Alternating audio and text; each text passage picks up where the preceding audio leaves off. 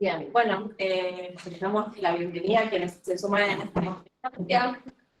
Vamos a iniciar ahora entonces el conversatorio en el que se va a dialogar respecto al informe regional de monitoreo de los objetivos del desarrollo sostenible en relación al objetivo vinculado a la educación. Y nos acompaña en este conversatorio el doctor Paulo Falcón, que es abogado, especialista en ciencias políticas con proyección en Argentina y América Latina, especialista en docencia universitaria, magíster en gestión de la educación superior y magíster en diplomacia y política exterior. Es profesor regular e investigador categorizado de grado y de posgrado en carreras relacionadas a la gestión y educación superior y universitaria en diversas universidades argentinas y del extranjero. Bueno, él es consultor de varios organismos, es asesor nuestro acá en la Universidad de Chubut. Actualmente integra el Consejo Directivo de la Asociación de Universidades de América Latina y el Caribe para la Integración y es miembro del Consejo de Gobierno del Instituto Internacional de la UNESCO para la Educación Superior en América Latina y el Caribe. Así que estamos muy agradecidos de tenerte en nuestra universidad y de todo el trabajo que estás haciendo y acompañándonos. Y bueno, te dejo la palabra, el corro para que puedan escuchar bien y podemos ver la presentación. Bueno, buenas tardes, gusto, gracias Amanda por la presentación, es un placer estar conversando sobre estos temas acá en la Universidad de Chubut y también de manera híbrida con colegas que están en otras latitudes. Así que vamos a empezar este conversatorio, vamos a compartir una breve presentación que pretende instalar el tema sin dar, por supuesto, nada en relación a la Agenda 2030. ¿Por qué digo esto? Porque en general muchas veces las universitarias, los universitarios cometemos el error de creer que todo el mundo sabe de qué estamos hablando y no necesariamente eso es así. Nos convoca este informe que fue presentado hace días en Santiago de Chile, que fue un informe producido por UNESCO, por UNICEF y la CEPAL, es decir, hay una mirada de los organismos de Naciones Unidas a lo que ocurrió entre 2015 y 2021 en relación a un objetivo de desarrollo sostenible de la Agenda 2030. ¿Sí? ¿Cuál objetivo? El objetivo número 4, que es el objetivo vinculado a educación. Así que hay un análisis formulado por estos organismos en relación a avances, retrocesos, rupturas, continuidades que ha tenido la educación en todos los niveles en América Latina y el Caribe. Es decir, hay una mirada completa de estos organismos a lo ocurrido durante este lapso de tiempo en los 33 países que componen América Latina y el Caribe. La verdad es que este informe es sumamente oportuno porque estamos promediando el tiempo que se planteó Naciones Unidas en relación a la Agenda 2030, a sus objetivos de desarrollo sostenible y claramente a las metas que tenemos que cumplir para consolidar lo que se ha propuesto. Así que vamos a arrancar por lo que corresponde, que es justamente discutir un poco sobre el contexto en el cual estamos trabajando, en el contexto en el cual surge esta agenda y que nos convoca a la discusión. Y ese contexto es la sociedad del conocimiento, ¿sí? Una sociedad donde claramente el conocimiento nos distingue, el conocimiento nos permite instalarnos y ser ciudadanas y ciudadanos de este tiempo. Mientras más conocimiento tenemos, más posibilidades de inserción, desarrollo, goce de bienes públicos, acceso al disfrute de nuestros derechos, etc. Por lo tanto, también es cierto que las instituciones educativas, las instituciones universitarias tienen un enorme potencial, una enorme capacidad de protagonismo en este tiempo. ¿Por qué? Porque especialmente las universidades somos instituciones que estamos convocadas en torno al conocimiento. Lo decíamos hoy a la mañana, a nosotros nos convoca el conocimiento para aprenderlo, para enseñarlo, para investigar, para transferir, para extender, para vincularnos, etc. Entonces tenemos que aprovechar ese lugar que tiene la universidad para ser protagonistas en esta sociedad del conocimiento. Pero esta sociedad en la cual nosotros vivimos está plagada también de contradicciones. Así que, si les parece, en una serie de imágenes que vamos a ver ahora, voy a tratar de sintetizar esto que de alguna u otra manera es lo que nos está ocurriendo. Fíjense cómo en un par de décadas cambió tanto el mundo a punto tal de que antes hacía falta, hace un par de décadas atrás, una cantidad de gente para mover una computadora y hoy tenemos una computadora en nuestra mano, ¿sí? Con todo lo que eso implica en términos de desarrollo de actividades vinculadas a la vida, ¿tá? A la vida en la sociedad. Pero además de estos cambios interesantes tenemos otros. Si podemos pasar, fíjense en las últimas décadas, le diría la última en especial, otro más, como una serie de artefactos que están vinculados a la vida de ustedes. Yo veo una serie de sonrisas y claramente hoy les teníamos que explicar a una colega que nos acompañaba lo que era un portero, ¿sí? Fíjense esta serie de artefactos que antes usábamos y que hoy claramente las tenemos sin lugar a dudas. Cada uno de nosotros, estoy viendo prácticamente todos con el teléfono en la mano. En la mano tenemos la posibilidad de escuchar música, de filmar, de sacar fotos, tenemos la agenda. ¿Se acuerdan la alegría que era recibir la agenda con los teléfonos y ver quién tenía teléfono? Está bueno, eso que parece prehistoria no fue hace mucho tiempo. Es decir, en muy poco tiempo el conocimiento aplicado a la vida cotidiana ha transformado a nuestras sociedades. ¿Por qué digo transformado a nuestras sociedades? Porque en esta imagen ustedes van a ver que hay iconos de redes sociales. Es decir, las formas y las maneras de construir comunidad, de hacer sociedad, también fueron transformándose en este tiempo, ¿sí? Y esto me parece importantísimo plantearlo, porque la sociedad del conocimiento nos genera una contradicción en sí misma. Es decir, tenemos una enorme cantidad de conocimiento. Hoy decíamos que los estudios de perspectivas nos hablan de que prácticamente cada 5 años se renueva el conocimiento. A principios del siglo XX eso podía ser más o menos cada un lapso de 20 años. ¿Sí? Fíjense cómo se aceleró tanto la producción y la divulgación de conocimiento.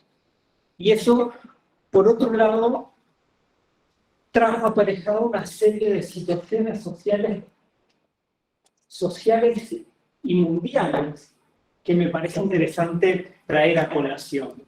Este mundo que nos ofrece grandes adelantos científicos y tecnológicos también es el mundo de la devastación forestal, es el mundo de la contaminación, es el mundo de la pobreza, de la marginalidad, ¿sí?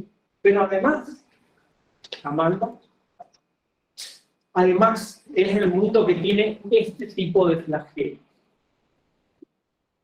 Es un mundo donde hay enfermedades que nos atosigan. Hemos salido de una pandemia, pero no hemos salido todos. Y esto tenemos que decirlo y recordarlo siempre. Muchas amigas, amigos, familiares hoy no están. Ese dolor también va de la mano de una sensación de enorme fragilidad, enorme incertidumbre, como decíamos hace un rato. Esta sociedad del conocimiento donde pareciera ser que por un lado vamos avanzando de manera indefinida hacia conseguir cosas que hasta hace un tiempo eran impensadas, por otro lado nos ofrece todo esto. Bueno, en 2015 todos los estados, todos los gobiernos en Naciones Unidas tomaron conciencia de esta situación y decidieron frenarlo. Y la lógica para poder frenar esta gran contradicción fue justamente generar una declaración que se denomina así, transformando nuestro mundo Agenda 2030, ¿para qué? Para el desarrollo sostenible. No cualquier desarrollo, sino un desarrollo que sea sostenible. Y cuando me refiero a sostenible, me refiero a dos grandes preocupaciones que se expresan en la Agenda 2030. Una preocupación que claramente tiene que ver con lo ambiental, con el cambio climático, para ser más preciso. Estamos en Chubut y hace 2 días que llueve y seguramente va a seguir lloviendo, y esto obviamente es una rareza. Bueno, no es algo raro. Esto tiene que ver sin dudas con el cambio climático. Lo estamos viviendo, lo estamos sufriendo. 70% del territorio argentino está en sequía. Tenemos buena parte de nuestros territorios provinciales asediados por el fuego. Esto tiene que ver con el cambio climático. Aquellos negacionistas de que esto está ocurriendo, la verdad que se están quedando sin argumento. La realidad mata cualquier relato ficticio. ¿Por qué digo esto? Porque esta agenda tiene aspectos que tienen que ver con lo ambiental, sin duda, y es necesario, pero también tiene que ver con la humanidad. Como no podía ser de otra manera, la humanidad pensó en el planeta, pero también en ella. ¿Por qué pensó en ella? Porque buena parte de la humanidad está fuera de lo que hoy nosotros podemos llamar la sociedad del conocimiento. Tal cual nosotros veníamos pensando la sociedad del conocimiento, esa sociedad es sumamente excluyente. Ha dejado a buena parte de la humanidad fuera. Entonces, la Agenda 2030 es una invitación, es una convocatoria a revertir procesos, a mitigar daños, a generar compromisos en torno a realidades diferentes. Por eso, esta idea de transformar el mundo no es poca cosa la convocatoria que se ha hecho. Y la verdad es que esta agenda nos propone una declaración, ¿sí?, que tiene una visión muy clara en torno a valores, principios, fundamentos, 17 objetivos de desarrollo sostenible, 169 metas, es decir, estadios a los cuales la humanidad se propuso arribar en el 2030. Para poder llegar a eso, hay esquemas de seguimiento, de revisión y de implementación. El informe que vamos a conversar hoy tiene que ver justamente con esto. Tiene que ver con el seguimiento, tiene que ver con saber a dónde estamos parados. Si pusimos un horizonte a 15 años en el 2015, tenemos que tener la capacidad de, una vez que vamos avanzando, plantar un mojón. Pero si retrocedemos, también saber hasta dónde hemos retrocedido. No para quedarnos tranquilos, sino para poder a partir de allí seguir mejorando. Y de eso se trata este informe que vamos a analizar más adelante. En líneas generales, aquí tienen estos 17 objetivos de desarrollo sostenible. Como ustedes van a ver, hay cuestiones que tienen que ver claramente con lo ambiental, acción por el clima, vida submarina, ecosistemas, etc. Y objetivos que sin duda tienen que ver con las personas. Sin duda tienen que ver con las personas, pero no pensadas en términos individuales, sino siempre pensados en términos colectivos. La humanidad no se salva sola, se salva de manera grupal, se salva de manera como aparece en la primera imagen, que no es casual, que no es inocente, se salva en conjunto. Ahí van a ver mujeres, hombres, niños, niñas, ancianos, es decir, nos tenemos que salvar todos. Esos objetivos que aparecen primero, que tienen que ver con el fin de la pobreza, hambre cero, salud, bienestar, y el cuarto, educación de calidad. Esos objetivos hacen la calidad de vida. El siglo XXI nos está poniendo en discusión no solamente la posibilidad de contar con buenas leyes que garanticen determinados derechos, sino con la posibilidad efectiva de disfrutar de esos derechos, sino de qué sirve la ley si la realidad me manda otra cosa. ¿Está? Siempre es bueno que aparezca algo normado, siempre es mejor que eso que está normado sea realidad. Y de eso se trata. De modo tal de que ustedes van a encontrar, especialmente en estos años, una gran proliferación de informes de monitoreo, de seguimiento de estos objetivos de desarrollo sostenible, porque tienen que ver con el compromiso de los estados, tienen que ver con el compromiso de los gobiernos en implementar esta agenda. Dicho sea de paso, antes de la pandemia no había ningún país que pueda decir he cumplido con los 17 Objetivos de Desarrollo Sostenible. Y cuando digo ninguno, digo ninguno. No es que alguno un poquitito y otro un poquito más. Ninguno. Con lo cual todos estábamos en débil. Y por si eso fuera poco, en 2020 arrancó la pandemia. ¿Sí? Claramente una situación compleja, delicada, trágica, como decíamos antes, e hizo la pandemia que buena parte de los logros en todos estos aspectos vuelvan para atrás en gran parte de lo que se había conquistado en términos de avance. Por eso es tan importante, ahora que estamos saliendo de la pandemia, aunque como dice Joe Biden ayer, ya terminó la pandemia, por lo menos para Estados Unidos, habría que explicarle a Biden que hay buena parte de los países de África que todavía no tienen un porcentaje de población vacunada, pero esos son detalles para los países desarrollados, ¿no? Entonces, digo, hay que animarse a pensar que estos objetivos son objetivos deseables, son objetivos cumplibles, que hay metas, que hay compromisos de los estados, de los gobiernos a nivel nacional, provincial, local, pero que también las instituciones educativas pueden hacer mucho en relación a esta agenda. Si pasamos. Por eso, en esta lógica de pensar a la Agenda 2030 desde la perspectiva de las instituciones educativas, nos parece interesante pensar al ODS 4 no como una meta, no como un objetivo a cumplir, sino como una invitación a tomar.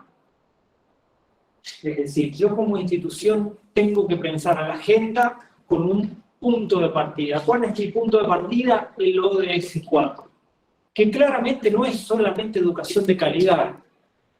El ODS 4 dice garantizar educación inclusiva, equitativa y de calidad. 3 conceptos fuertes. ¿Para qué? Para promover oportunidades de aprendizaje durante toda la vida. Durante toda la vida, eso nos incorpora un nuevo concepto que es de educación durante toda la vida o de educación a lo largo de la vida, que tiene que ver con lo que conversábamos hace un rato, de cómo ha cambiado el sistema educativo de modo tal de que yo no puedo pensar, por ejemplo, que una universidad está directamente relacionada con la franja etaria 18-24. Porque cada vez más vamos a encontrar a personas que están estudiando en la universidad que superan esa franja etaria. Es decir, yo tengo que pensar a la vida como una instancia de aprendizaje. Y por lo tanto, pensarla de esa manera me obliga a transformar el concepto original. El concepto original de sociedad del conocimiento. Porque el conocimiento es algo que ya está acabado. El conocimiento en términos de algo que está consolidado. Si la vida es aprendizaje, mi sociedad no es de conocimiento. Mi sociedad es de aprendizaje.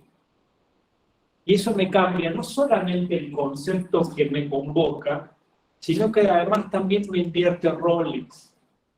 Y el aprendizaje necesariamente también me obliga a pensar en una sociedad mucho más democrática. Si todos estamos aprendiendo, todos estamos en relativa igualdad. Si alguien tiene el conocimiento y otros no, hay una discrepancia, hay una diferencia en quienes tienen, hablando mal y pronto, la sartén por el mango y otros. Entonces, para terminar este concepto, la última palabra me expresa una vocación. Todas, todos, todes. La sociedad como destinataria del proyecto educativo. ¿Sí? Pensar que todas las personas tienen que tener proyectos de vida en donde la educación los atraviese, pensar que las instituciones educativas tienen que facilitar eso para todas las personas de la sociedad. Fíjense que esta redacción no hace referencia a educación inicial, a educación primaria, secundaria, superior, universitaria, primer nivel, segundo nivel, tercero, cuarto, especialización, maestría, doctorado. Por lo tanto, si la definición no discrimina, yo no tengo por qué hacerlo. ¿Y eso cómo me impacta en términos de sistema educativo? Me impacta en términos de que esta definición es aplicable a todos los niveles de la educación. Universidad incluido. Posgrado incluido. Guarda. Entonces, acá como decíamos hace un rato, la posibilidad de pensar en la universidad como una institución que puede cumplir un rol protagónico en este contexto. ¿Por qué? Porque la universidad tiene que ser el último eslabón de la cadena que permita garantizar conceptos que para nosotros desde Argentina son fundamentales. Conceptos que tienen que ver con la educación como derecho humano, conceptos que tienen que ver con la educación como bien público y conceptos como la educación en tanto que responsabilidad del Estado. Esta mirada de la educación me obliga a pensar que yo tengo que trabajar una idea de educación que sea inclusiva y equitativa. Que sea inclusiva, equitativa y de calidad. Estos tres conceptos conjugados nos obligan a pensar que no hay inclusión si la propuesta no es de calidad, pero tampoco si la inclusión no es equitativa. Y esto me rompe la idea de sistema educativo tal cual lo conocimos nosotros. ¿Por qué? Porque nosotros hemos trabajado ideas de sistemas educativos de corte generalista, para sociedades que eran estructuradas, relativamente homogéneas, que tenían todos más o menos los mismos intereses, que había estructurantes sociales, dirían los sociólogos, estaba la iglesia, la familia, el trabajo. La sociedad actual es otra cosa. La sociedad actual está fragmentada, es diversa. Y para ser inclusivo en la diversidad yo tengo que generar políticas de equidad. ¿Por qué digo esto? Porque garantizar igualdad me permite trabajar en términos generales. Trabajar equidad me obliga a pensar plus, me obliga a pensar algo más para que ese colectivo, que ese sector, que esas personas pueda ser eficazmente incorporada al sistema educativo. ¿Está? Ejemplo clásico y gráfico, personas con discapacidad. Si yo no pongo la rampa en el edificio, si no pongo el ascensor, las personas que tienen discapacidad motriz tienen dificultades de acceso. Entonces, por más que yo garantice igualdad de oportunidades en términos formales, si la persona no puede acceder al edificio, no puede acceder a la educación. ¿Claro el concepto? Sí, ¿no?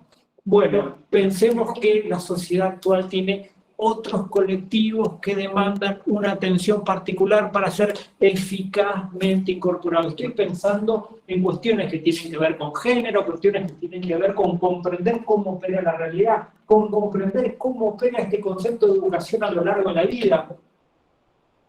Porque pensar en la universidad para un chico de 18 años no es lo mismo que pensar la educación universitaria para una persona de 30 años casada con hijos. Si yo quiero que esa persona venga a la universidad, siga estudiando, tengo que comprender la situación en la cual está. Y entonces aparecen las universidades generando otro tipo de políticas que tienen que ver con la inclusión, pero que también tienen que ver con la equidad. También tienen que ver con la equidad. Entonces, esta universidad que se había pensado en términos de ingreso irrestricto, de gratuidad, se ha dado cuenta de que con esas garantías de inclusión no alcanza. Las instituciones públicas, aún gratuitas, aún con libre ingreso, dejan afuera a personas en estas condiciones en una sociedad tan fragmentada, tan diversa, tan heterogénea. De modo tal de que pensar la equidad nos obliga a nosotros también a pensar que nuestro esquema de acceso, de promoción y de graduación tiene que ser en todo momento coherente. ¿Está? Y fíjense que dije acceso, promoción y graduación. Yo vengo del reformismo universitario y la verdad que el reformismo universitario siempre bregó por el ingreso irrestricto. Hoy ser reformista implica hablar de la graduación. Porque no es reformista permitir que entren todos y que no se gradúe nadie. Hay que poner el foco no solamente en cómo empezamos los procesos, sino cómo los terminamos. Y en el medio tenemos que discutir seriamente cómo hacemos universidad. Por eso, claramente, estos conceptos que hacen a la educación en clave del ODS 4 nos obligan a pensar seriamente a la institución, al sistema, a la comunidad educativa, pero a la comunidad educativa en clave de una sociedad distinta. En clave de una sociedad distinta. Yo tengo que pensar a la propuesta académica a partir de ese nuevo contexto. Si yo no tengo la posibilidad de pensar ese contexto, la propuesta va a ser una propuesta quizás buena en términos formales, quizás buena en términos académicos, pero fuera de lugar. Y lo que es peor, fuera de tiempo. Hay un clima en el cual se hace universidad, ¿sí? Cuidado con salir con paraguas cuando hay sol, cuidado con salir, ¿sí?, de ojotas y que haya un tifón. ¿Ah? Cuidado. El clima nos tiene que marcar lo que somos, lo que hacemos, lo que queremos para nuestras instituciones. Por eso, pensar al ODS 4 como un punto de partida es un buen primer paso para pensar a la universidad y a la educación en clave de Agenda 2030. Dicho esto, ahora vamos a analizar puntualmente de este informe algunos tips que tienen que ver con los ejes en los cuales ese informe está estructurado. Adelante, por favor. Volvemos, ¿puede ser? Fíjense el título que hemos puesto a esta imagen. Sin cambios no hay futuro. ¿Saben por qué nos hemos arriesgado a decir eso? Por lo que van a ver ahora. Este informe nos muestra un cuadro que es dramático. Hemos decidido tomar educación inicial y primaria, educación secundaria, educación superior, el eje de calidad y de financiamiento. Esos ejes como para poder compartir con ustedes algunos datos muy fuertes que surgen del informe. El informe, insisto, es muy largo, es muy extenso, tiene mucha estadística, está muy bien fundamentado, está hecho por personas de enorme rigor, pero yo, para ser esquemático, me he permitido compartir estos conceptos.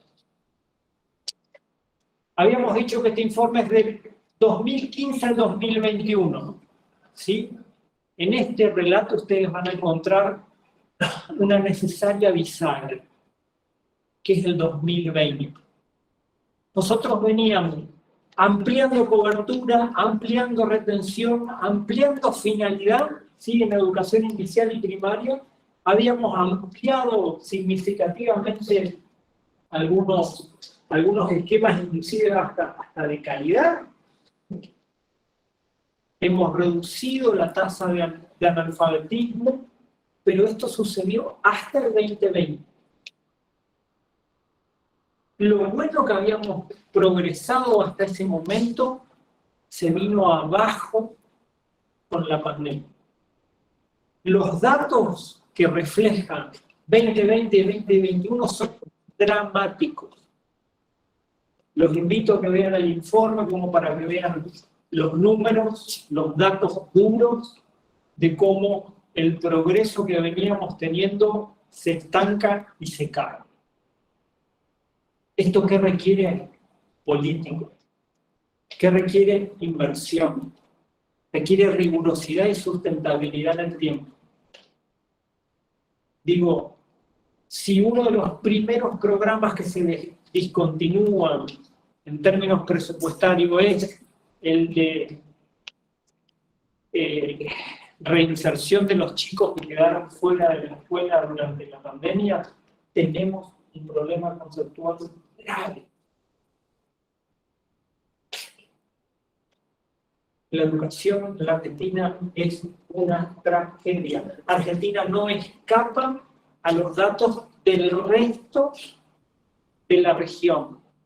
¿Esto por qué lo digo? Porque Argentina muchas veces, sobre la base de determinados antecedentes que nos llenan de orgullo, y cuando pensamos en la educación argentina como señera, uno de los países que más rápido avanzó en la lucha contra el analfabetismo, que más rápido ha incorporado personas a la educación superior, etcétera, etcétera. Hoy tenemos que ser conscientes que eso ya no es así, y no es así ni siquiera en la región. ¿Está? En términos comparativos, no somos el país que éramos. Sostenemos la soberbia que teníamos, pero no la sustentamos con muchos argumentos. Esto nos está pasando en la etapa inicial y primaria. Si pasamos al secundario, de manera muy clara nosotros vamos a ver que se consolida en toda la región, como en América Latina y el Caribe, en Argentina, la falta de terminalidad del secundario. Decíamos hace un rato, y lo traemos acá a colación, nosotros veníamos con más de una década, ¿sí?, de una tasa de graduación del secundario de más o menos 1 cada 2 chicos terminando el secundario en tiempo y forma. Antes de la pandemia mejorábamos al cabo de 8 años incorporando un 25% más de graduación, pero teníamos una tasa de falta de terminalización del secundario, aún después de 8 años, de un 25%. Hoy, los datos post-pandemia, los que reflejaron la prueba Aprender, nos muestran que están terminando en tiempo y forma el secundario 2 de cada 10 chicos. 2 de cada 10 chicos. Con lo cual, tenemos un problema serio, grave. Eso en términos de pensar el futuro requiere de una enorme responsabilidad, y acá está muy bien que las universidades se involucren con los sistemas educativos, con el nivel medio, para trabajar la terminalidad del secundario. ¿Por qué? Porque si no tenemos una consolidación de eso que se popularizó en términos de concepto, los ni estudian ni trabajan. Nosotros necesitamos que esas chicas, que esos chicos tengan un proyecto de vida. Y la educación claramente les da a ese proyecto de vida más oportunidades. Y ojalá ese mayor número de oportunidades se traduzca en posibilidades de una vida mejor. si no lo hacemos rápidamente, el futuro de Argentina corre riesgo. Estamos hablando de miles de chicos a lo largo y a lo ancho de América Latina y el Caribe, y particularmente de Argentina. Si pasamos a la educación superior, educación de calidad, que tiene que ver con el secundario y con la primaria. ¿Por qué lo digo? Ustedes se acuerdan, hace unos meses surgió el debate en torno a las pruebas ERC y TERCE. Yo no hablo de pruebas PISA, no hablo de la OCDE, no hablo del Banco Mundial, hablo de UNESCO. Y UNESCO son los países. Estas pruebas las organiza UNESCO, es decir, los países las llevan a cabo los gobiernos, no hay cómo sospechar de ello. Uno puede tener una disquisición conceptual en torno a este tipo de pruebas, pero lo que es claro es que nos muestran una idea, una insinuación de un estado. ¿Un estado de qué? ¿Qué miden estas pruebas? Resultado de aprendizaje. ¿Cuánto saben los chicos al cabo de determinado tiempo dentro del proceso educativo? ¿En qué? En lectura, en matemática, en ciencia. ¿Y saben qué? Las pruebas mundiales. Y otras pruebas que tienen que ver con las capacidades socioemocionales, que tienen que ver con la construcción de vínculos, de relación, de empatía, etc. Y saben que las pruebas también nos dieron mal. Eso es muy preocupante, porque lo que está en discusión es que los chicos no tienen capacidad para comprender consignas, para resolver problemas sencillos o para relacionarse con sus colegas, sus vecinos, sus pares. La idea de comunidad está en crisis. Y estas pruebas lo reflejan. Los datos de la realidad reflejan que hay problemas serios para la construcción de comunidad. Hay determinados principios, valores, límites que se han roto. ¿Y saben qué? No es culpa de los chicos. Los chicos son víctimas de esto. Entonces los grandes, los adultos, los responsables, los decisores públicos se tienen que hacer cargo de la responsabilidad que tienen. ¿Para qué? No para echarse la culpa. Basta.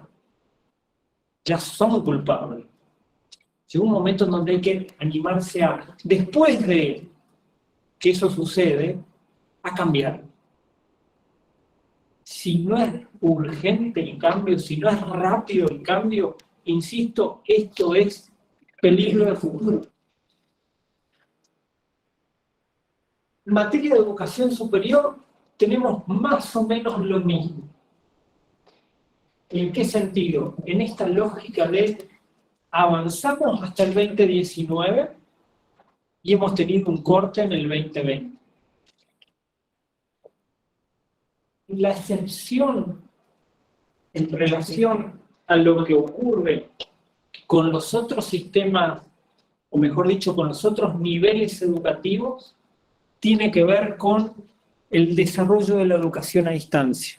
Algo que lo conversábamos hace un rato y que claramente hace a la comprensión de la distinta capacidad que tienen profesorado, estudiantado, instituciones universitarias de educación superior de desarrollar educación en entornos virtuales.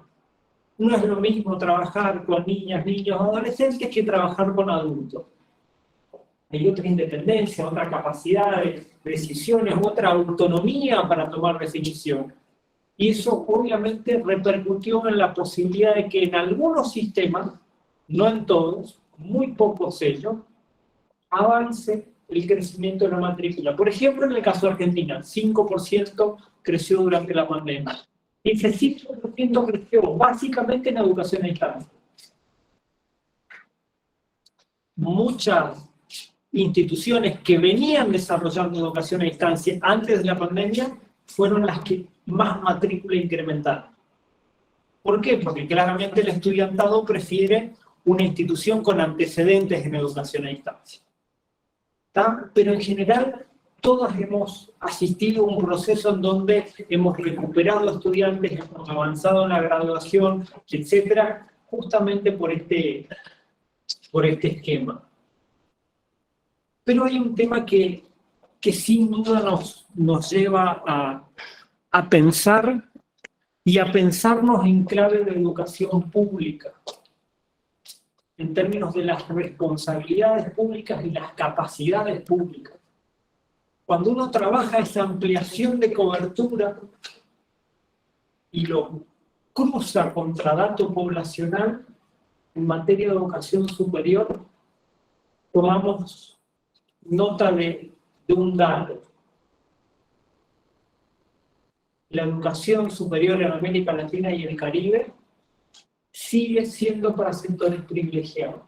Muy pocas personas de los sectores más vulnerables de nuestra sociedad acceden a la educación superior, inclusive en sistemas abiertos, inclusive en sistemas en donde hay garantías de inclusión como gratuidad, como ingreso irrestricto. Por lo tanto, en muchos de nuestros países ocurre que las instituciones públicas no son para personas de bajos recursos, sino que son para personas de sectores medios altos. Es decir, la educación superior replicando desigualdades sociales. Con lo cual, si yo pienso en la educación superior en clave de ODS 4, tengo un problema en clave de inclusión y equidad. Ahí necesito un cambio, necesito una transformación. Otro dato interesante es la consolidación de la feminización de la educación superior. Prácticamente el 60% de la matrícula de los 33 países son mujeres. Ahora, como todo en América Latina, tiene un avance y un retroceso, o por lo menos un avance y un estancamiento.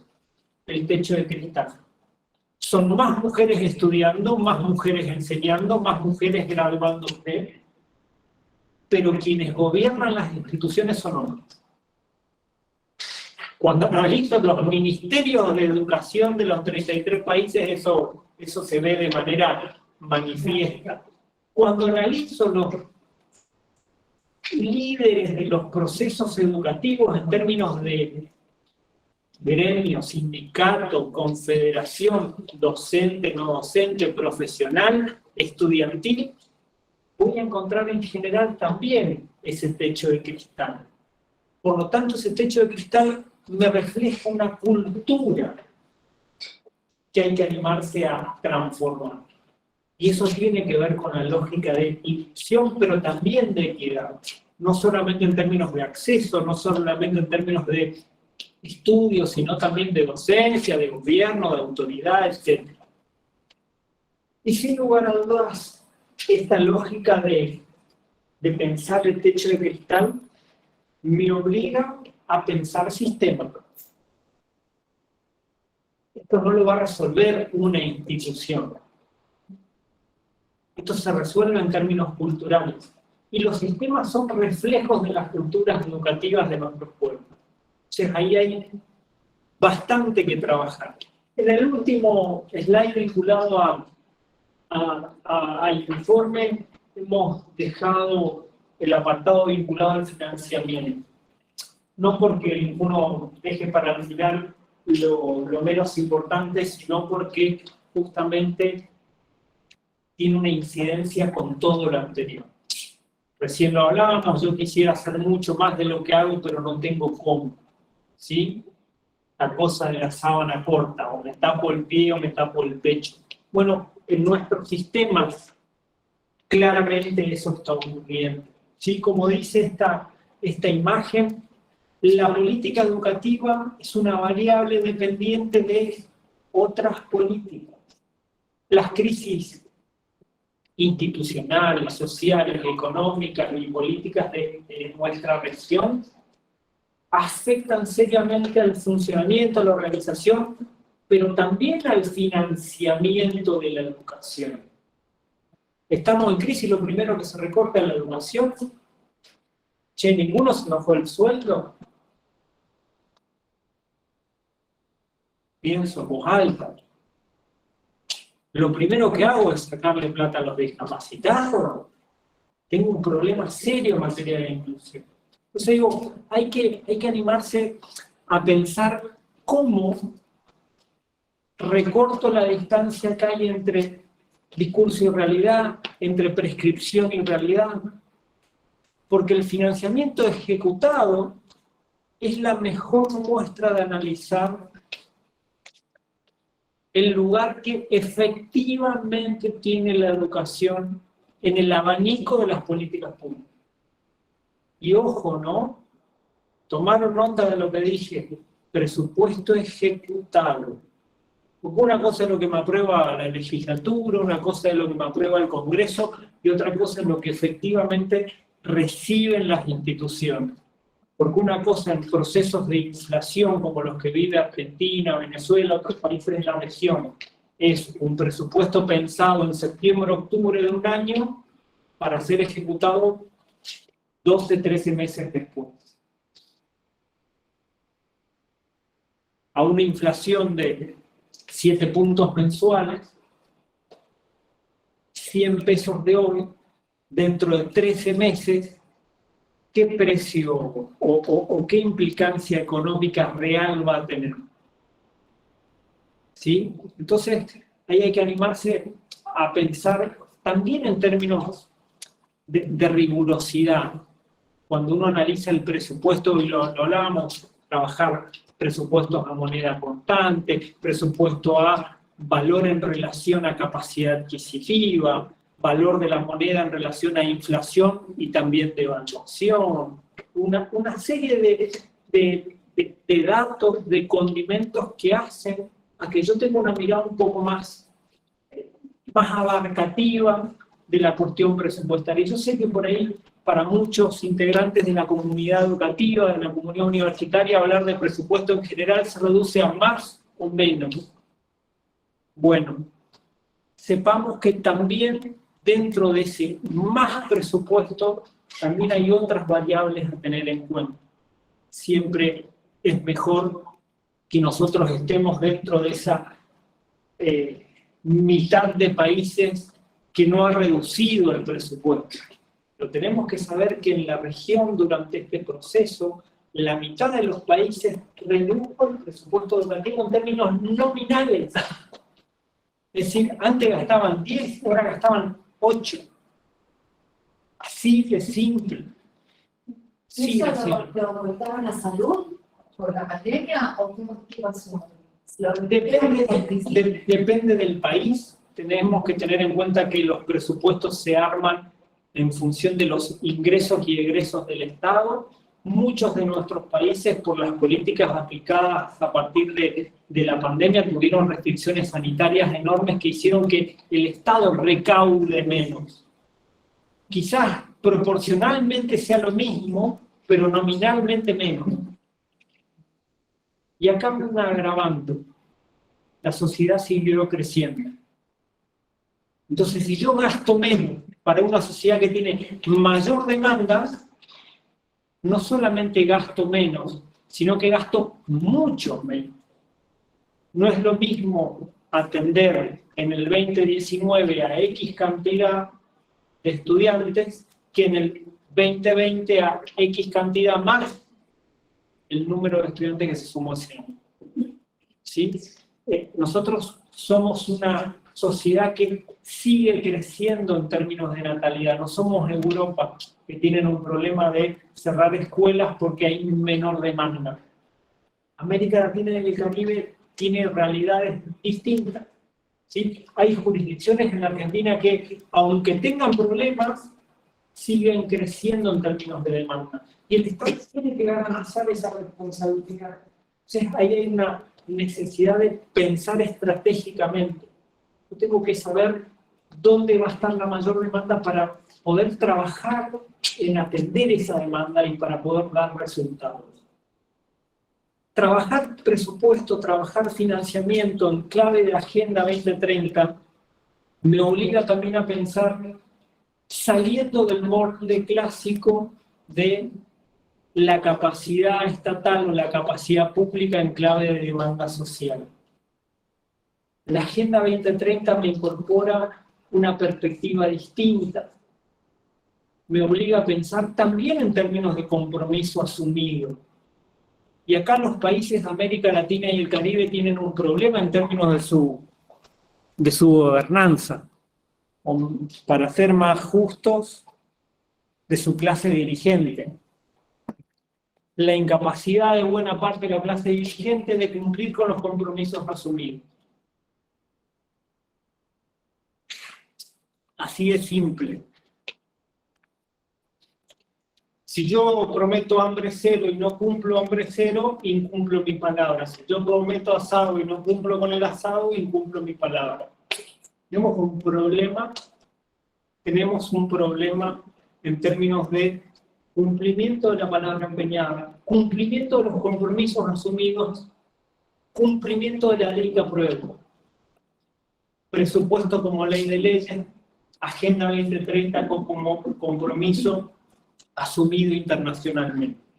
Pero la verdad es que no todo pasa por la gobernanza, no todo pasa por la autoridad pública, no todo pasa por el gobierno. Hay muchas cosas que las instituciones universitarias pueden hacer en torno a la Agenda 2030. Por eso lo que le planteamos ahora es cómo pensamos en la universidad y la Agenda 2030. En todo caso, cómo cruzamos la agenda universitaria con la Agenda 2030. ¿Sí? ¿Se acuerdan ese compromiso de todos los estados, 2015, transformando el mundo? Bueno, ¿cómo la universidad se puede comprometer con esto que está en marcha para hacer que las cosas sucedan? Fíjense, acá hemos establecido una lógica en donde en ese dibujo que intenta simbolizar a una universidad, esta cosa así griega, ¿no? Una cosa así de columnas dóricas, mónicas, y los objetivos de desarrollo sostenible. Sin duda, los ODS pueden influir en la universidad y la universidad puede influir en la Agenda 2030. ¿Sí? Podemos trabajar en materia de generación de conocimiento, de generación de aprendizaje, de generación de políticas que provocan un nivel de impacto. Y hay un dato que es fenomenal que las universidades y las comunidades universitarias tienen que hacerse cargo. Dentro de nuestras sociedades, las universidades son una de las pocas instituciones que tienen buena imagen. Entonces, ¿saben qué? Hay un concepto que es el concepto de ejemplaridad pública. La universidad se tiene que hacer cargo que puede ser un buen ejemplo. Puede ser un buen ejemplo. ¿Para qué? Para trabajar con otros. Dentro de los objetivos de desarrollo sostenible, como decíamos recién, hay objetivos que tienen que ver con la humanidad, objetivos que tienen que ver con el ambiente, con el planeta. Pero hay un objetivo que es una suerte de baño de humildad, que es el objetivo 17. Ese objetivo, que es el último objetivo, lo que dice es: señoras, señores, solos no pueden. Tejan alianzas, trabajen con otros. Y ahí aparece este concepto que es el concepto de colaboración. Esta es la era CO, de la colaboración, del coworking, de la cooperación. Solos no podemos. Por eso hay una serie de acciones que me parecen interesantes. Digo, pensar en esta lógica en donde nosotros trabajamos educación, investigación, la gestión, la gobernanza, obviamente, como decíamos, en el liderazgo social. ¿Para qué? Para apropiarnos de la Agenda 2030. No hay ninguna institución en la región que esté trabajando seriamente la Agenda 2030. Tiene que ser un tema universitario. ¿Ustedes escucharon algún municipio hablar de la Agenda 2030? ¿Escucharon hablar a algún gobernante, alguna gobernación hablar seriamente de estos temas? ¿Escucharon a algún país hablar de estos temas? Es un tema que la universidad puede ser protagonista. Podemos ser líderes, podemos ser ejemplos. Entonces, me parece interesante, además, partir de la base de una serie de acciones que creo convenientes que nos animemos a reflexionar. Lo primero que tendrían que hacer todas las instituciones universitarias o de educación superior es eso que aparece ahí en relación al relevamiento, al mapeo. ¿Y saben por qué? Porque si ustedes miraron los ODS con detenimiento, ustedes se van a encontrar algo. Las universidades estamos haciendo hace mucho tiempo cosas por la Agenda 2030. Entonces, lo primero que tenemos que hacer es relevar nuestras acciones y cruzarlas con la agenda. Esta acción tiene que ver con el ODS 1, esta acción con el ODS 3, esta acción con el ODS 4. Como ejemplo, Universidad Nacional de Córdoba. Lo primero que hizo la Secretaría de Extensión hace un par de años fue justamente eso. Hace 2 años atrás se relevó, a partir de ese relevamiento se hizo un esquema de georreferencia, se ubicaron a las acciones en territorio y ese esquema de trabajo se trasladó al resto de las secretarías del rectorado. ¿Y saben qué se encontraron?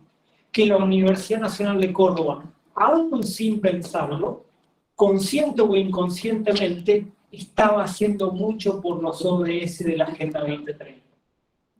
Entonces, lo primero que tenemos que ser conscientes es que nosotros ya estamos trabajando en estos temas. Por eso el relevamiento. Después lo que tenemos que hacer es apropiarnos de esa agenda, cruzarlo con el mapeo y empoderarnos. Ser los referentes de esta temática.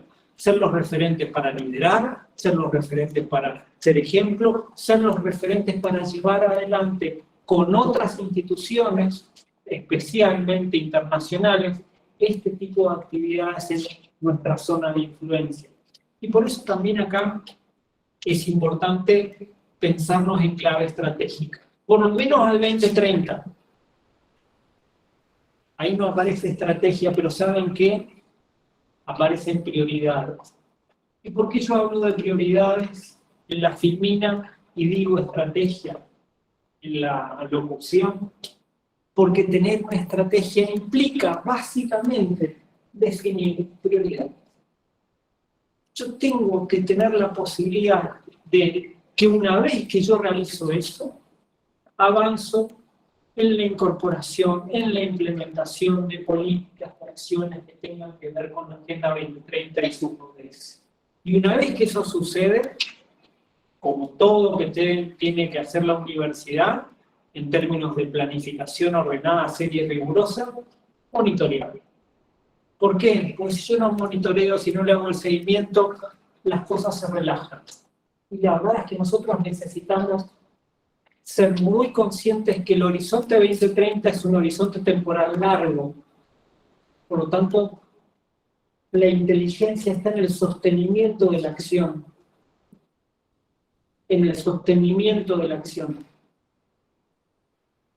No es una cosa de carrera de velocidad. Si esto no es 100 metros llanos. Nosotros no tenemos que ser Usain Bolt.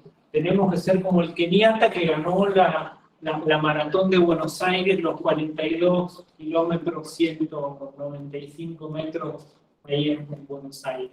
¿Sí? Largo aliento. Por eso, algunas ideas vinculadas a cómo nos apropiamos de la agenda, cómo nos hacemos cargo de esto que está vigente, que es sumamente actual, que está en la agenda de todos los organismos internacionales. Y discúlpenme si lo pongo en estos términos, que son temáticas para las cuales hay financiamiento. ¿Sí? Entonces, me parece que lo primero que nosotros tenemos que hacer es animarnos a curricularizar esto. No en términos de Agenda 2030, porque eso tiene un horizonte temporal muy acotado, pero sí en términos de principios. Yo tengo que apropiarme de los principios de la Agenda 2030. Y a partir de ahí tengo que trabajar las visiones sustantivas, las funciones sustantivas de la universidad.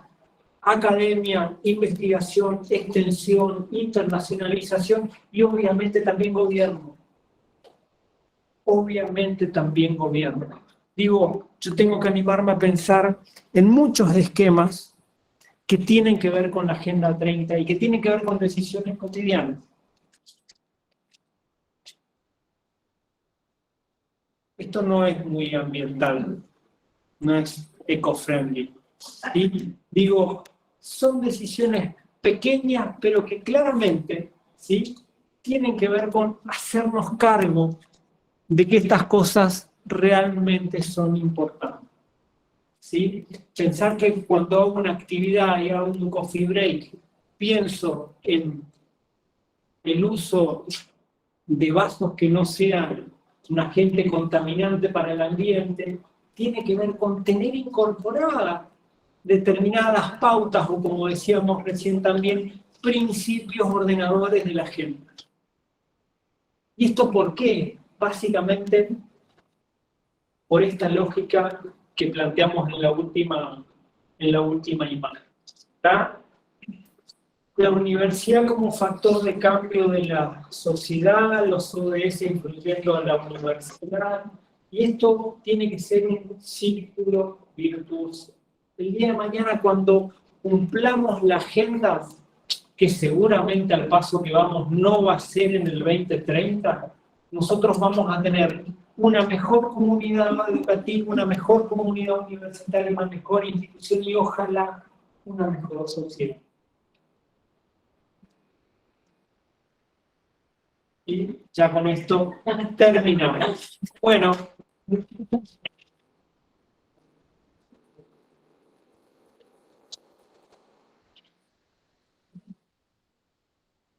Bueno, por ahí si quieren, antes de despedirlo a otros, si alguien tiene alguna consulta, acá, ¿Algún comentario? También hay varias personas conectadas, o algún comentario que quieran hacer. Que la universidad puede hacer mucho más, ¿no? Y entonces, si no es, todo tiene que ver con todo, o sea, tiene que ver con su ¿no? Como sistemas de evaluación, ¿no? ¿Cómo hacer para que la universidad se despoje de algunas costumbres, esa gente que no se pone con nada, a pesar de que tiene muy mala relación el docente-alumno, que no está haciendo las cosas?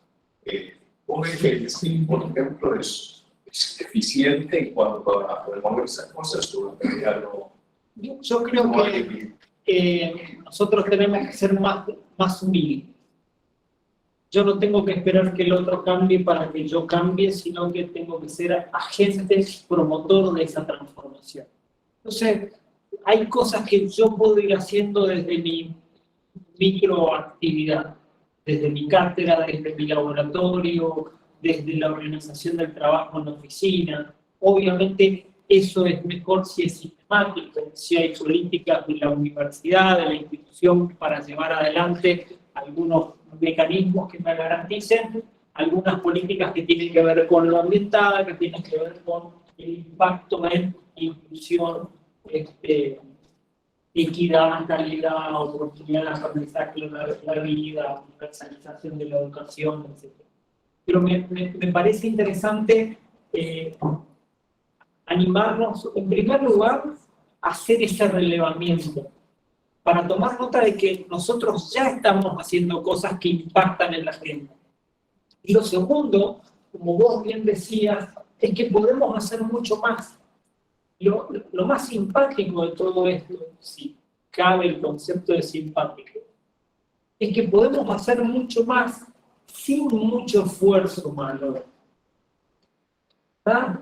Cambiar algunas prácticas nos pueden resultar muy sencillas y quizás tengan un impacto interesante en términos de oportunidades de aprendizaje, por ejemplo, en términos de inclusión, en términos de equidad.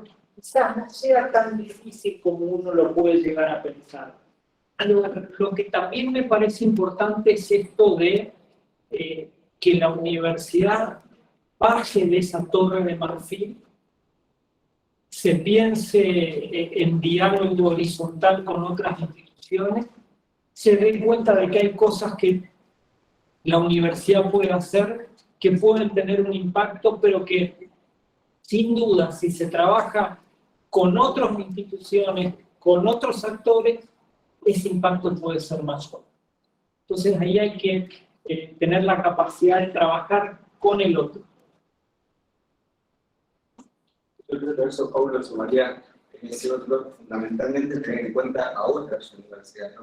Muchos de los lugares de otros países no poder visualizar esos pequeños aportes que estamos haciendo en distintos lugares, que luego, si lo miramos de forma sistémica, podrían tener un impacto mucho mayor, o sea, blando. De hecho, tanto energías renovables como áreas naturales están trabajando en un grupo de universidades, la Red Guadalajara, pero están justamente ahora pensando en la participación en este lugar. O sea, pequeñas cosas. Florencia no hace mucho participó en un congreso y vino con un montón de novedades que no tenían que ver con la temática del congreso en sí, sino con estas cuestiones secundarias y sumamente relevantes, como el tema de los vasitos, las cucharitas, el marcador, el encuentro, y estas cuestiones que, insisto, no hacían al tema del congreso, pero sí tenían mucha relación con estos objetivos que plantean. Creo que el objetivo 17 en ese sentido es uno que tenemos que mirar con más atención. Del otro lado de la pantalla, Natalia, Mónica, Leticia, ¿algún comentario? Acá hay un saludo de parte, hay varios. Muchas gracias, Pablo. Saludos desde Tucumán. Roberto Carlos Leguizamón. Excelente temática abordada de problemáticas que son esenciales en la sociedad. Bueno, notable. Leticia Andresquel dice: excelente, muchas gracias. Natalia Cabal, una compañera nuestra, y se agradece este conversatorio y que los estudiantes vean que la ODS está trabajando en los ODS, tema que se abordó desde mi asignatura, turismo responsable. Acá otro comentario: en la actualización y gamificación del aprendizaje en las currículas son fundamentales para tratar de comprender a las nuevas generaciones y activar sus habilidades blandas.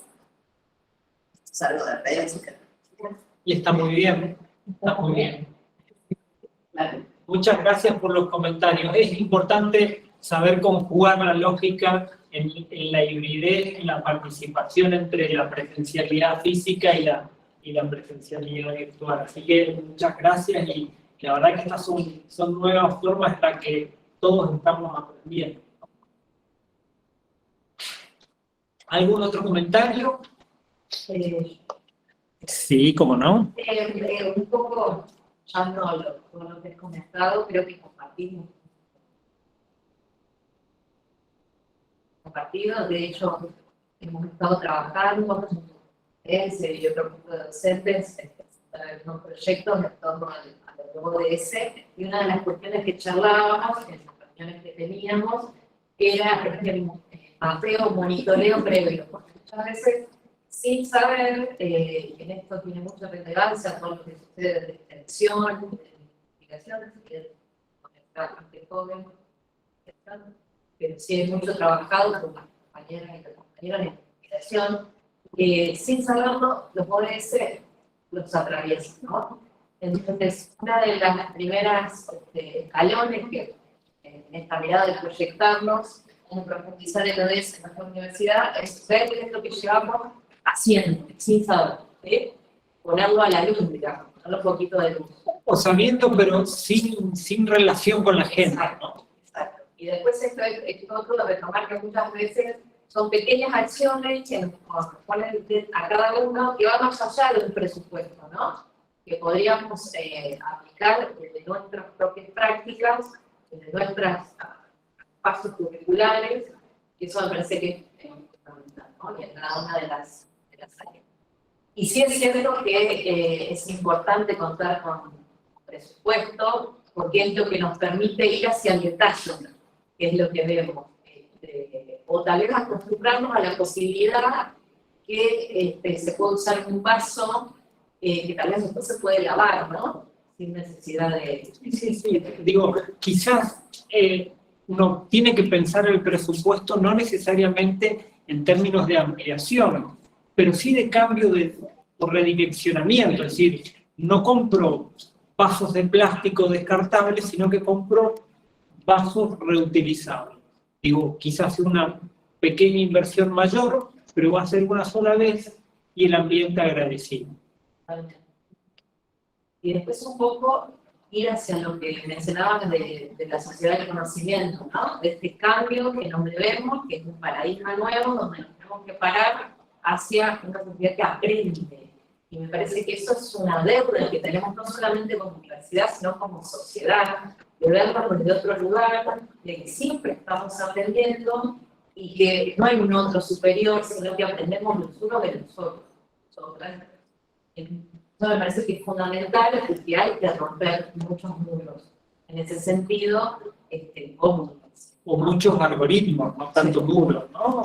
Hoy por hoy también esas maneras de ver el mundo en muchas personas están limitadas por lo que tienen en términos de acceso en sus redes sociales, ¿no? Y estas redes que arrancaron siendo redes sociales, hoy son redes, ¿no? Sí, si no, los invito a que piensen su Instagram, su Twitter, porque antes ustedes veían las publicaciones de sus amigos, de quienes seguían, quienes no seguían, etc. Había de alguna u otra manera una relación. Hoy no. Hoy la red, en función de lo que ella determina que es buena para vos, te comparte. Te casó la red y es ella la que determina qué es lo que vos tenés que ver en ella. ¿Sí? Lo triste es cuando la red tiene mejor gusto que vos. ¿Sí? Pero bueno, chascarrillo al margen, ahí hay que animarse también a que las universidades tengan la capacidad de construir ciudadanía en un contexto de tecnologías digitales que han dejado de ser un aspecto secundario en nuestras vidas, y hoy la Internet de las cosas, la robótica, la inteligencia artificial son realidades que de alguna u otra manera tienen incidencia en nuestras vidas, aún con desconocimiento pleno de parte de nosotros. Y una cosita Sí. que me llevó mucho, tengo la posibilidad de trabajar con niñas en el medio. Entonces, cuando vos mencionaste esto, que somos desde lo emocional, ¿no? Que están retrasados o que atrás, o cómo hemos quedado atrás, ¿sí? Somos inmaduros emocionalmente y lo vemos en este nivel. Y creo que después de la pandemia hubo un quiebre, pero enorme, tal vez producto que estuvimos encerrados un año, ¿no? Y eso nos permitió, desde ese nivel se puede visibilizar mucho ese quiebre, y es preocupante, porque esos niños cuando egresen nos van a acompañar, y nosotros de alguna manera tenemos que acompañarlos y empezar a pensar en esto, que nos pasa en esta provincia, que también ha sido conflictuada por otras cuestiones, ¿no? Entonces es como que se ve reforzado esto de la emocionalidad, de lo inmaduro que estamos todos, no solamente ellos, pero que de alguna manera es posible visibilizarlo en particular en este nivel de adolescentes, ¿no? Muy complicado. Ahí yo les puedo compartir después los resultados de las pruebas UNESCO vinculadas a resultados de aprendizaje socioemocional, que estuvieron, si no me equivoco, diciembre del año pasado publicadas, son de acceso gratuito, público, etc. Y claramente muestran un problema en la región. El otro tema tiene que ver con datos de la realidad vinculados a la pandemia y la salida de la pandemia. ¿Sí? La niñez y la adolescencia se afectó muchísimo en la pandemia, especialmente en los países donde hubo serias restricciones a las libertades en términos de acceso a la libertad ambulatoria, salir, caminar, ir a espacios públicos. Cuando ese estado de aislamiento fue prolongado, se verifican, y esto lo muestran estudios de UNESCO, de CEPAL, de UNICEF, etc., se muestra un deterioro en las capacidades sociales de los chicos. Sumado a esto también un drama que tiene que ver con las violencias sociales y particularmente con las violencias sexuales. Porque el grueso de las violencias vinculadas a abuso sexual y demás ocurre en los espacios intrafamiliares. Entonces, en países en donde la cuarentena, por decirlo de alguna manera, fue muy prolongada, lo que se prolongó fue el hecho de que agresores y agredidos, agredidas, compartan obligatoriamente el mismo espacio. Antes la escuela servía de ámbito como para detectar ese tipo de situaciones, llamados de atención. La verdad que al estar cerrada la escuela, lo que se prolongó fue esta situación de angustia enorme. ¿Sí? Entonces, hoy nos encontramos con que la salida de la pandemia en términos de COVID-19 nos está mostrando la prolongación de otros traumas. ¿Sí? Y entonces encontramos en escuelas, en institutos, en universidades, situaciones que antes quizás eran más aisladas, como por ejemplo casos vinculados a ataques de ansiedad, ataques de pánico, situaciones de ese tipo. Son cada vez más frecuentes, cada vez más regulares, y las instituciones tienen que incorporar esas temáticas dentro de su agenda. ¿Para qué? De nuevo, para ser inclusivos, para ser equitativamente inclusivos.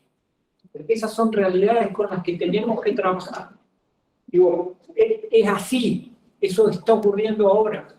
Pueden tener nombre y apellido, quizás ustedes estén pensando en algún caso concreto. En todas las instituciones educativas eso está sucediendo. Tristemente. Pablo, Sí. que cuando hablamos del 2030, tenemos que trabajar mucho la incertidumbre, porque uno habla de la salida de la pandemia, pero realmente no hay ninguna garantía de que esto no vuelva a pasar. No es que se salió de la pandemia y nunca más poder trabajar sobre las consecuencias de la pandemia 2020. No hay ninguna garantía de que 2024 llegue la pandemia, 2025 no. Para nada. No, al contrario, si hay una certeza, Graciela, es la fragilidad. Entonces, esa incertidumbre, esa fragilidad, hay que analizar. De hecho, hoy a nivel internacional ya se habla de 2030 y más allá. O sea, animarnos a pensar en estos principios como principios ordenadores más allá del 2030. Sí, pero sumando también pensaba en esta cuestión de las posibilidades de tener enfoques que nos permitan no solo sensibilizarnos con estas problemáticas producto de la pandemia, sino también con los saberes construidos en el marco de la pandemia, estos saberes que como comunidades hemos desarrollado.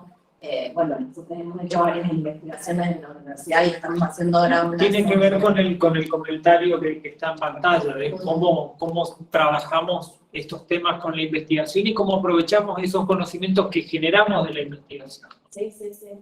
Y que por ahí nosotros estamos también tratando de poner un poco el foco en qué pasó en las comunidades y en estos aprendizajes, porque nosotros estamos haciendo investigaciones de cuidados, en realidad.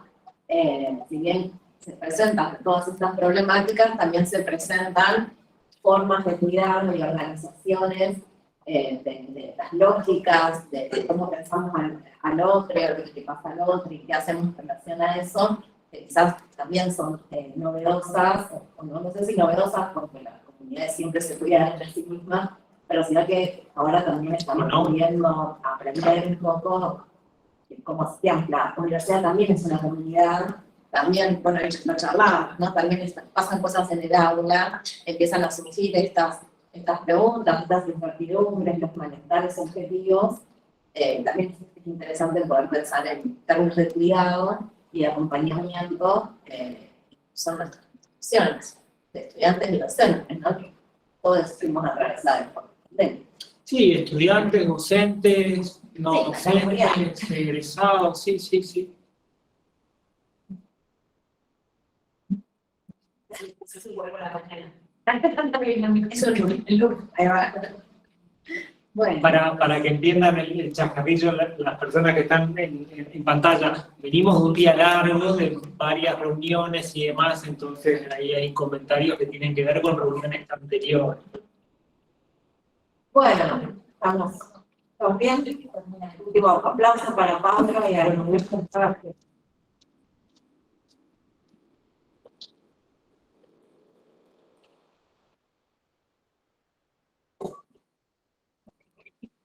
Muchas gracias, un gusto.